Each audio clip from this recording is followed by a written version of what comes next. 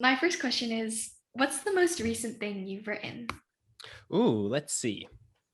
I wrote a story um, looking at the lack of diversity in clinical trials and kind of why that is important. So, right now I'm working for STAT. I'm reporting for them through a Knight Wallace Fellowship that's run through the University of Michigan. And I've been working on a beat looking at the intersection of race and healthcare and the life sciences, and been doing a lot of work right now looking at coronavirus and the vaccine rollout and kind of the disparities that have come from that have been highlighted through the pandemic, the racial disparities in healthcare. So, one of my recent stories was looking at vaccine clinical trials. And one thing that the researchers found was that when it comes to racial demographics, they were looking at vaccine clinical trial data from, I believe it was about the past 10 years or so.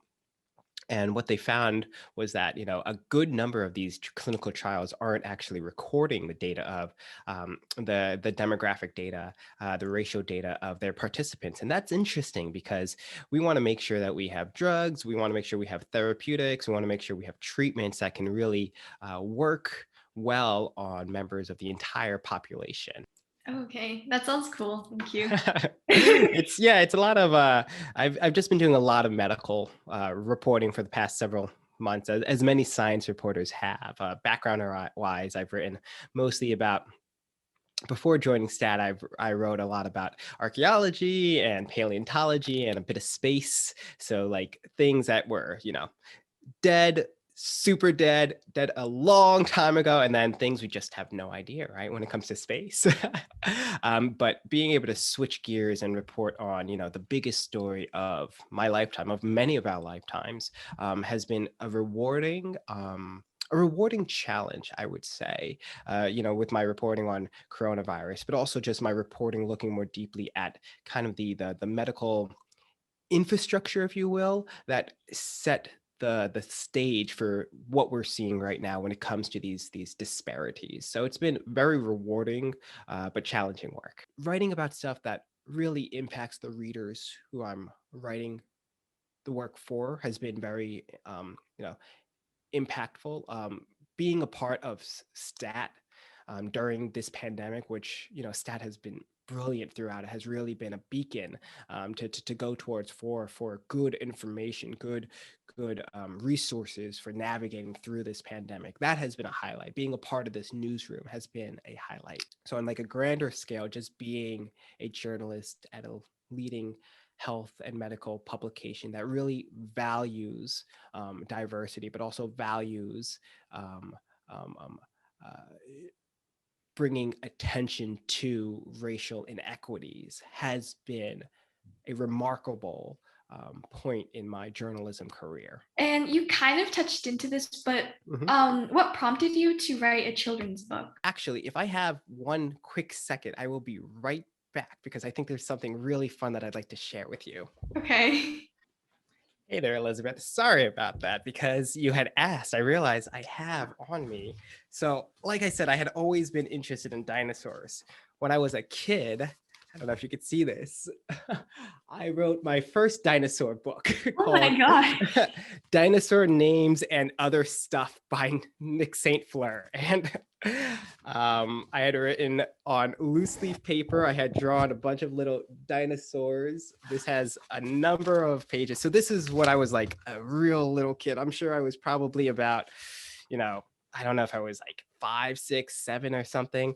As you can see, some of the dinosaurs have changed over time. This is Spinosaurus. We don't think it looked like that anymore. We now think that it may have been an aquatic dinosaur. But yeah, I mean, I had always been interested in dinosaurs as a kid. I was lucky enough to write this book about dinosaurs. So it really came full circle. I mean, being like a little dinosaur nerd, for this particular page, they had said, "How do you want us to kind of illustrate the what may have been the smallest dinosaur?" So I literally wrote out on like a little whiteboard about, you should have it on someone's hand, and they put that together.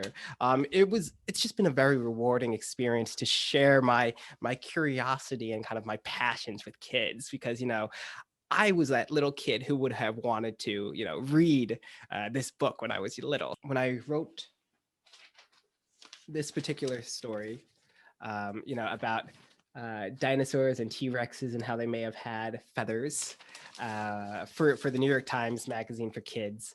A couple of days or weeks later, my editor had emailed me. I go on it, and there's a picture sent by a mother of a little boy, a little black boy who looked just like me when I was little, probably around 5 or so years old, wearing a dinosaur onesie with like these little feetsy dinosaur feet like slippers, holding in one hand my article, and in the other hand his stuffed T-Rex, his T-Rex plushie, which he had taken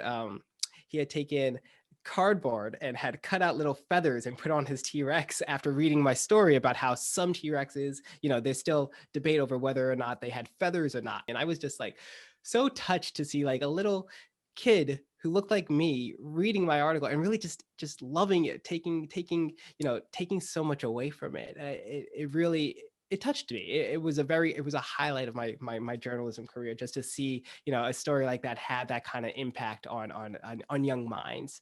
Because as I said, my goal is really to really inspire curiosity and to get people thinking. Well, thank you for sharing those stories.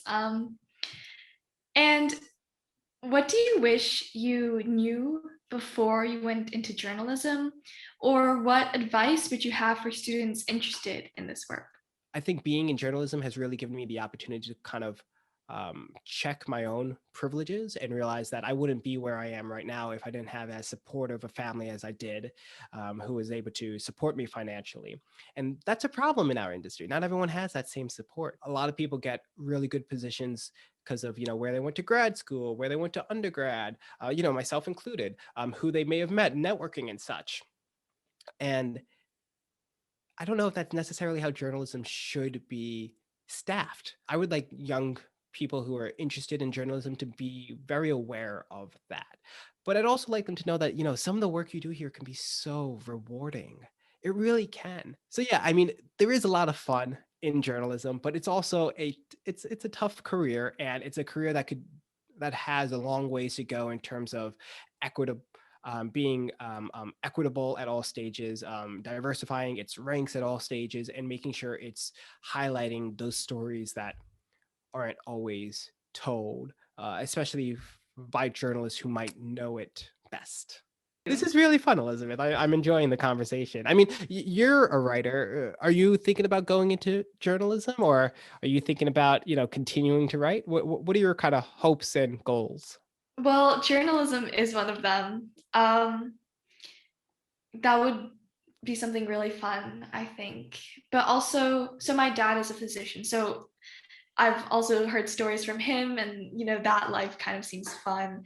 And my sister is going into teaching, and that sounds fun too. So kind of stuck here. Mm-hmm. But yeah. I mean, you have a lot of time. I'm sure everyone tells you that, but you definitely do. And you have the time to really think through, what you want to do. And it's okay to change your mind as well. It's funny when I look at myself, as I mentioned, like I wasn't entirely sure that I would do journalism after college. I knew that I really, really enjoyed it, and I knew it could be something I could do. But going into college, what got me a job afterwards isn't necessarily my major or my grades. It was my extracurricular in that I wrote for the school paper. I actually am part of my school newspaper. So I'm an editor of the arts and entertainment section, the A&E Nice. section.